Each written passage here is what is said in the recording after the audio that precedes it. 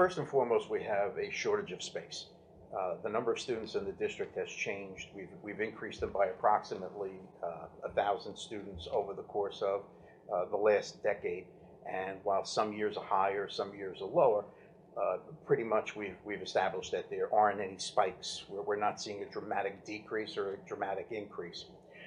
As a result of the growing enrollment earlier on, we found the need to go out and rent the space over at Padre Pio, the ECDC, the Early Childhood Developmental Center, and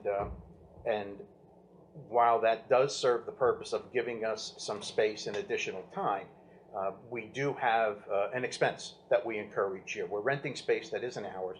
We're spending approximately $700,000 a year on that space, and we just feel if there was some way that we could get the children all back on campus, then we could save that amount of money and we can put it into the delivery of instruction and make things a little easier for the children. In addition to that, we've had to, along the way, convert a lot of storage spaces that we had for books, supplies, materials. We had to convert those spaces into classroom needs. It would be nice to be able to put those spaces back for storage, because in the process of doing that, now children who used to hang their coats in the coat room is now a storage area, and now their coats are folded up under their desks or in their desks or under their seats.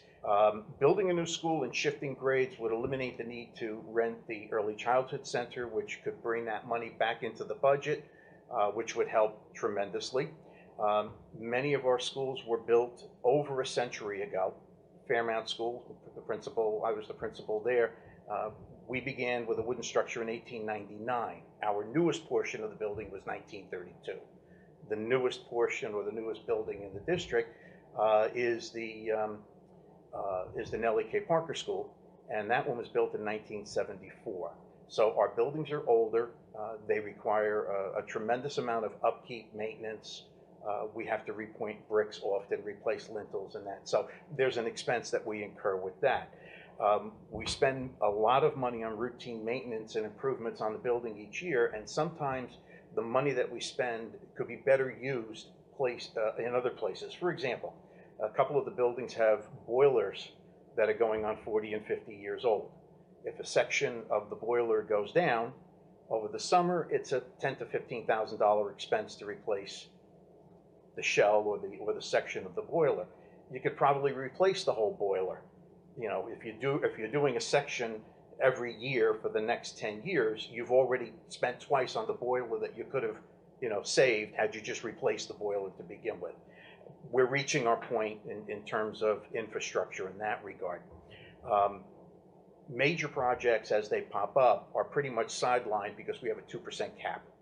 So a lot of the money that we're able to pull off of our annual budgets and put into capital accounts to spend on maintenance and things of that nature never really builds to the point where you can handle a major project. So we're limited because of the 2% cap. So what we do save each year in our capital reserve accounts, we kind of eat them up in these repairs that we wouldn't have to spend if we could just replace the component, but we can't afford to pull the money out of the reserve to replace the component because we just don't have that amount of money. We feel that if we try to do this over a period of time, which is the way we pretty much have been doing it, we're not getting the benefit through the money.